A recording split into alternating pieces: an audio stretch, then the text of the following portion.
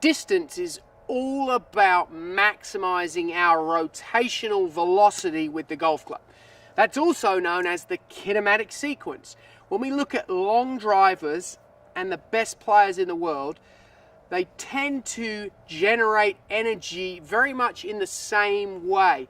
They have a very similar kinematic sequence. Now, that simply means their body's ability to generate energy distally.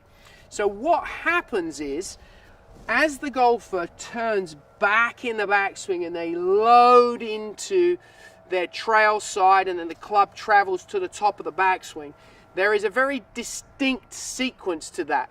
What happens is the club head travels first, then the hands, then the arms, then the torso, or what's known as the thorax, and then the hips. Now what's really interesting is in the downswing, that sequence is completely reversed, and we call that the kinematic sequence. We want to optimize our ability to generate energy distally. So what we need to do from the top of the backswing, or in fact, as the club tends to go right around lead arm parallel in the backswing, the best players are actually starting from the ground up to shift their lower body. Their pelvis fires first, then their torso, thorax, then the lead arm, eventually the hands, and then the last thing is the club. That's their kinematic sequence.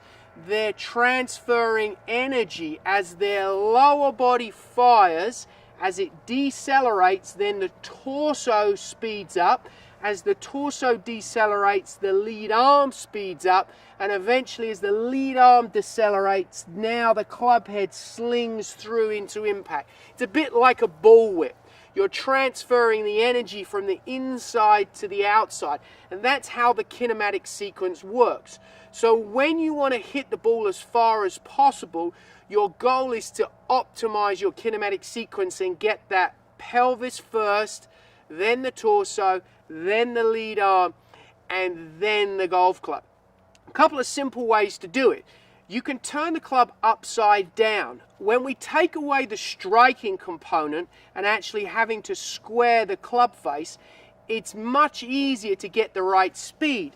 So if I take the club back and I try and make a lot of noise, I'm trying to fire everything in the right order. My lower body goes first, then my upper body, then my arms, and then the club.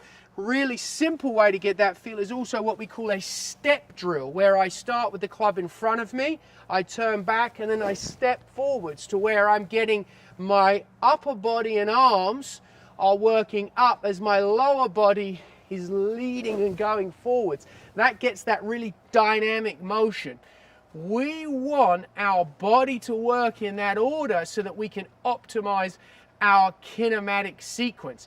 If we can do that, then we can maximize our club head speed and we can start to really send that ball down the fairway a long way.